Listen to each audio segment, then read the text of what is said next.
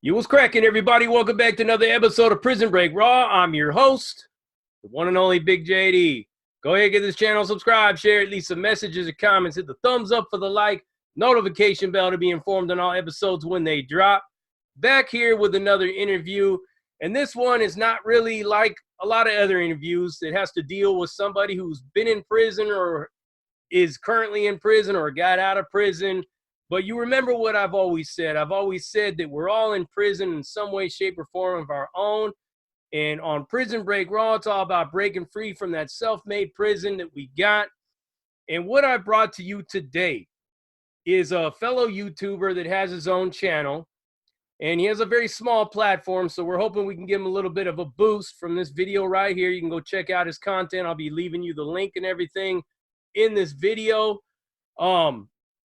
This guy right here started out much like maybe a lot of yous out there that have never really been to prison, but if are interested in this genre and you're interested in hearing about these stories and stuff. So I thought we would take it from another angle and actually bring one of the members of the audience onto the show and talk a little bit about how he got exposed to the YouTube prison genre, what his take is on it, how he delved further and further down the rabbit hole and started watching all these channels, and he's become a reviewer of sorts. He basically reviews the prison genre YouTube channels and gives his take on them. I've watched a couple of his videos, seen a few of his reviews already. He's a Tennessee boy out of Tennessee, out of Oak Ridge, Tennessee. Lived all over the place. Lived in Hawaii, currently lives in Denver, Colorado right now. Interesting thing about this guy right here is that he's actually was kind of like a child star, or so to speak. He's been on several commercials, local commercials, when he was a kid, doing over 21 different commercials as a child. He got into the darker side of life, did his bit with drugs, was addicted to heroin and cocaine, hung out with cocaine dealers, did all that stuff, was on the brink of going to prison, and decided that he was going to change his life in 2012 and become a productive member of society, become a productive man, father, husband. He's been basically playing the parent role where he was the stay-at-home guy. He was the Mr. Mom, or so to speak. Facts. Watching his child, and then this is how he got exposed to the YouTube channels. And it is my pleasure to introduce to you the Prison Break Raw family, the Tennessee Kid, coming at you right here. What's up, Tennessee? How you doing today? What's up, man? What's up, man? So we were talking a little bit before we hit record about your journey through recovery, and you are a person that's in recovery yourself.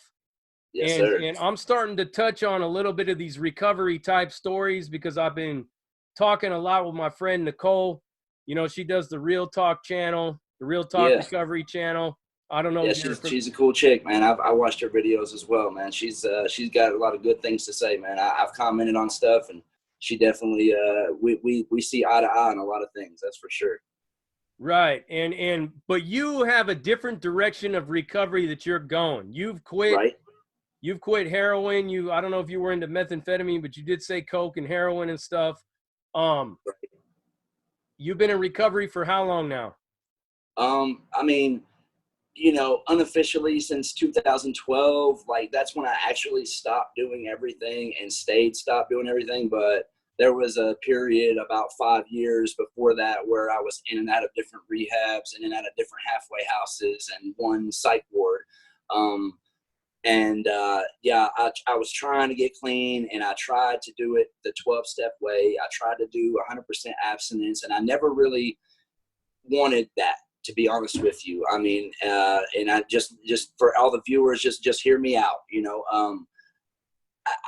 I never wanted to be a saint. I never wanted to quit smoking weed. I never wanted to quit being able to have a beer, and it always hindered me in the 12-step program, because obviously they're all about total abstinence, and you know, you got to, you know, be powerless over your addiction and the higher power, in which I can see all that. I'm not disrespecting any of it, but for me, the last time that I got clean, the last rehab I went to, I told myself I was going to be, you know, I was taking all that information in one ear, out the other, and when I got out, I was going to do what I thought was going to work. And just see. And it worked. I mean, I smoked weed. I marijuana maintenanced it, you know, I still do. And I didn't drink for a long time right after I got out, because I was kind of scared of drinking, just because it kind of, weed is one thing, but, you start drinking, there's no telling what'll happen. But after a while, I felt it okay to, drink here and there. And, I'd be lying if I said that I haven't slipped once or twice since then, like never with any hard drugs, but a couple times I did, take a Xanax here and there once, literally once or twice in the past 7 years. And one of them got recorded on YouTube. And it was actually one of my highest viewed videos, where I apologized to K-Frog and Pino. It's a long story, but everybody that's watching this, most people know it already. But yeah, so that was one of the times that I did slip. But other than that, I've stayed strong. And now I did meet my wife during this time, and I've had a son, and things are different now, and it's a little easier, and I have a lot more to lose. But still, I just want to let people know that there is a real chance out there for you, even if 12 steps doesn't work. You can still grab your nuts and do it yourself if you've got that kind of drive. So I just want to get that out there for sure.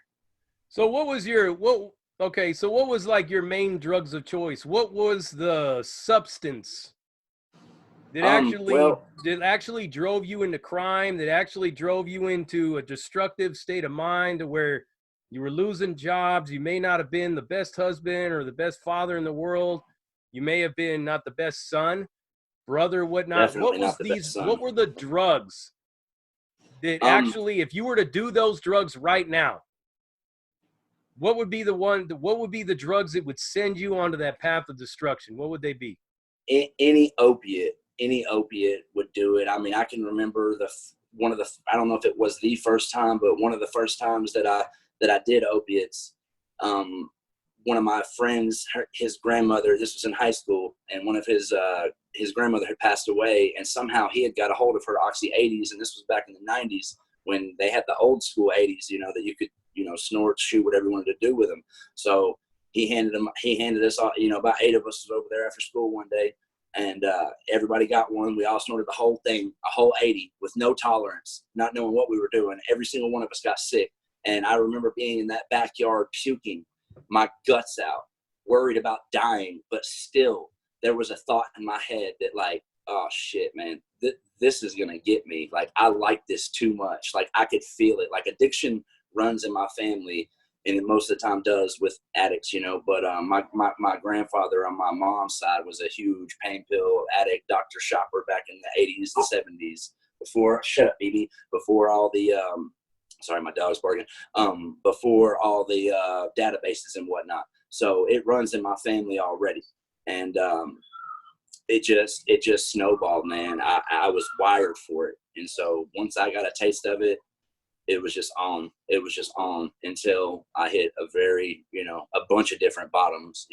I definitely hit different bottoms and thought I was done. And then I went back and I tried to successfully use, all the stuff you hear in all the rehabs is, it's all true. I went through it all, man, for real. I overdosed in Times Square in a McDonald's and got saved by some random gentleman that was actually waiting in the hospital room when I woke up. And I wake up from overdosing, and like I had woke up in the ambulance, but then kind of went back out and woke up in the hospital, and this dude is sitting in the room next to me, like in the visitor's chair, BB hush. And I'm like, who are you, man? And he's like, I'm the person that saved your damn life. He said, I don't know what it was. He said, but God, hey, babe. He said that he literally told me, this was his exact words, that God told him to make sure he opened that damn door. And he went to knock on it and nobody responded. Hey buddy.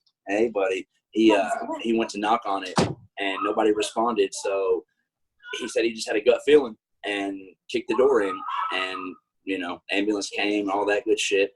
I was dead, man. And there's been a couple incidences like that have happened to me, and it still didn't wake me up.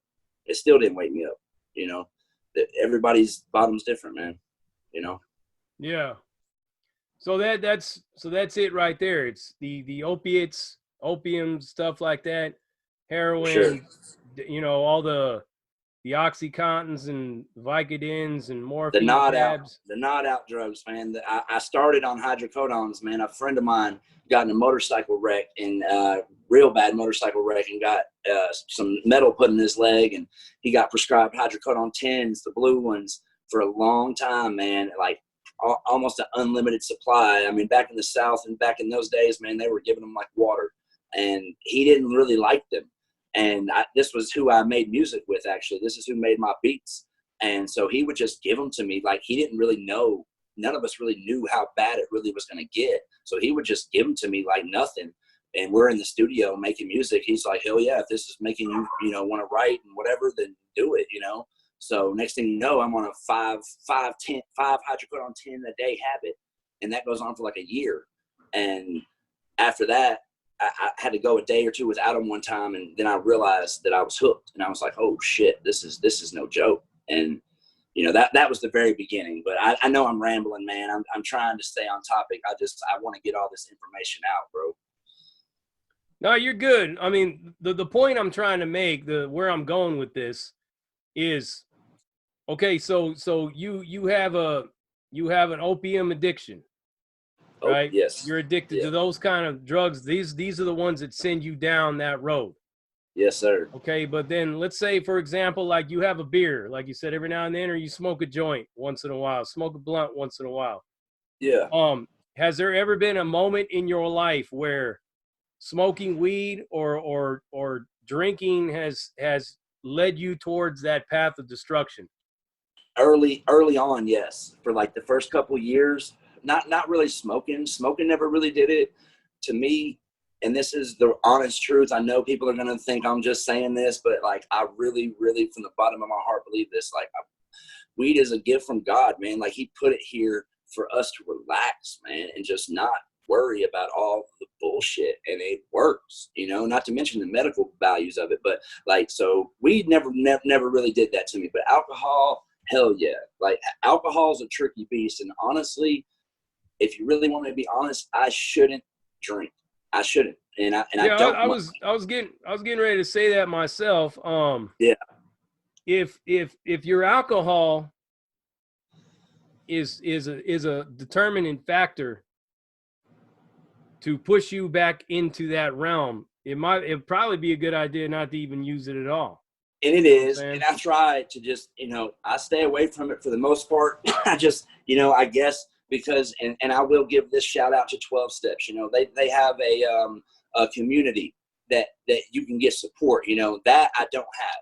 I'm on my own with this shit. Now I have family, and I have a very strong family support system, very strong. My father, man, forget about it. Like, he never gave up on me, and we went through some hardcore shit together. And, you know, I got him, my mom, my wife, and I've got a son to live for now. So, I mean, I have all that now, but yeah, but still, like, I mean, still, like, 12 Steps has a sense of community that gives you a tool to be able to avoid that fall, you know, where I'm gonna be at work one day, go out, drink a beer with some coworkers, thinking it's no big deal. Next thing you know, the cocaine comes out. You know what I'm saying? Then what? You know what I mean? And that's happened to me before, and I've been okay with it, and I've turned it down, and it's been fine. You know, but like I said, I'd be lying to say that I don't worry about that, you know, but all I know is personally that what I was trying with the 12 Steps wasn't working. And this has been going on almost 8 years now. And I've had one or two, like I said, little minor slips, and that's it. So, I mean, I can't, there's no comparison for me. You know, I have to do what I have to do to make sure that I'm okay and my family's okay and my son's taken care of, you know. So whatever I have to do, you know, and I'm not saying that I couldn't do it a better way, but for right now and for what I know, this is the best way for me, you know. So that's just kind of how I got to leave it, you know what I mean?